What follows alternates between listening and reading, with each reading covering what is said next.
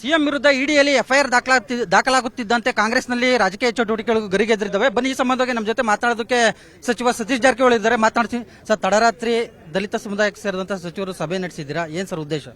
ಅದು ಸಭೆಗೂ ಇಡಿಗೂ ಮೂಡಕ್ಕೂ ಏನು ಸಂಬಂಧ ಇಲ್ಲ. ಇದೇನು ಹೊಸದಲ್ಲ, ಕೊಡ್ತಾನೆ ಇರ್ತೀವಿ.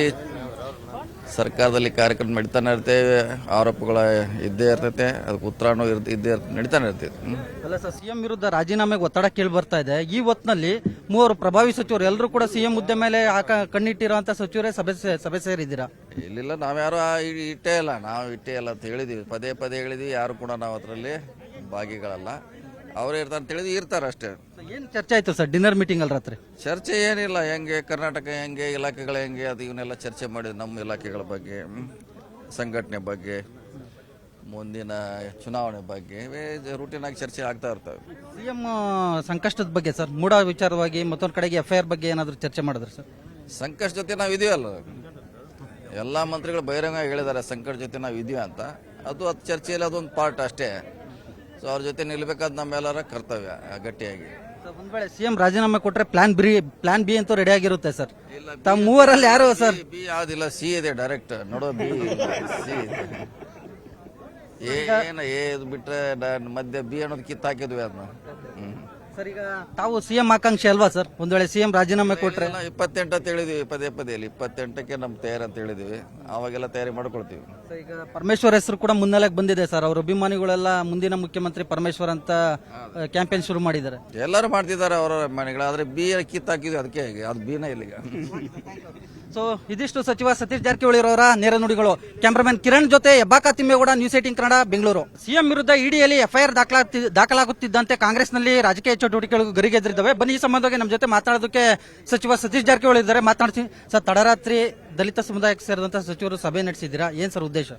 ಅದು ಸಭೆಗೂ ಇಡಿಗೂ ಮೂಡಕ್ಕೂ ಏನು ಸಂಬಂಧ ಇಲ್ಲ. ಇದೇನು ಹೊಸದಲ್ಲ, ಕೊಡ್ತಾನೆ ಇರ್ತೀವಿ. ಸರ್ಕಾರದಲ್ಲಿ ಕಾರ್ಯಕ್ರಮ ನಡೀತಾನೆ ಇರ್ತೇವೆ, ಆರೋಪಗಳ ಇದ್ದೇ ಇರ್ತೈತೆ, ಅದಕ್ಕೆ ಉತ್ತರನೂ ಇದ್ದೇ ನಡೀತಾನೆ ಇರ್ತೈತೆ.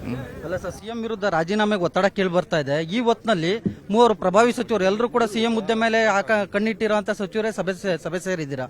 ಇಲ್ಲಿಲ್ಲ, ನಾವ್ಯಾರು ಇಟ್ಟೇ ಇಲ್ಲ, ನಾವು ಇಟ್ಟೇ ಇಲ್ಲ ಅಂತ ಹೇಳಿದೀವಿ, ಪದೇ ಪದೇ ಹೇಳಿದ್ವಿ. ಯಾರು ಕೂಡ ನಾವು ಅದರಲ್ಲಿ ಭಾಗಿಗಳಲ್ಲ. ಅವರೇ ಇರ್ತಾರೆ ಅಂತ ಹೇಳಿದ್ವಿ, ಇರ್ತಾರೆ ಅಷ್ಟೇ.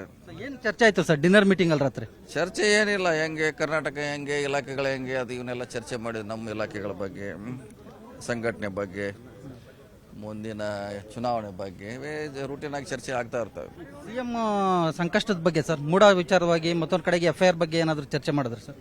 ಸಂಕಷ್ಟ ಜೊತೆ ನಾವು ಇದೀವಲ್ಲ, ಎಲ್ಲಾ ಮಂತ್ರಿಗಳು ಬಹಿರಂಗ ಹೇಳಿದ್ದಾರೆ ಸಂಕಟ ಜೊತೆ ನಾವು ಇದೀವಿ ಅಂತ. ಅದು ಚರ್ಚೆಯಲ್ಲಿ ಅದೊಂದು ಪಾರ್ಟ್ ಅಷ್ಟೇ. ಸೊ ಅವ್ರ ಜೊತೆ ನಿಲ್ಬೇಕಾದ ನಮ್ಮೆಲ್ಲರ ಕರ್ತವ್ಯ ಗಟ್ಟಿಯಾಗಿ. ಒಂದ್ ವೇಳೆ ಸಿಎಂ ರಾಜೀನಾಮೆ ಕೊಟ್ರೆ ಪ್ಲಾನ್ ಬಿ ಅಂತೂ ರೆಡಿ ಆಗಿರುತ್ತೆ ಸರ್. ತಮ್ಮ ಮೂವರಲ್ಲಿ ಯಾರು ಸರ್? ಬಿ ಯಾವ್ದಿಲ್ಲ, ಸಿ ಇದೆ ಡೈರೆಕ್ಟ್. ನೋಡೋ ಬಿ ಸಿ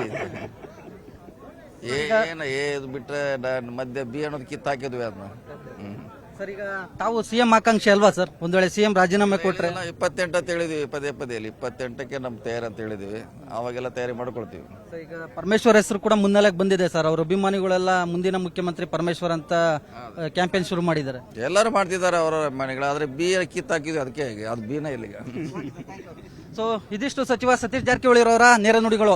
ಕ್ಯಾಮರಾಮನ್ ಕಿರಣ್ ಜೊತೆ ಹೆಬ್ಬಾಕ ತಿಮ್ಮೇಗೌಡ, ನ್ಯೂಸ್ 18 ಕನ್ನಡ, ಬೆಂಗಳೂರು.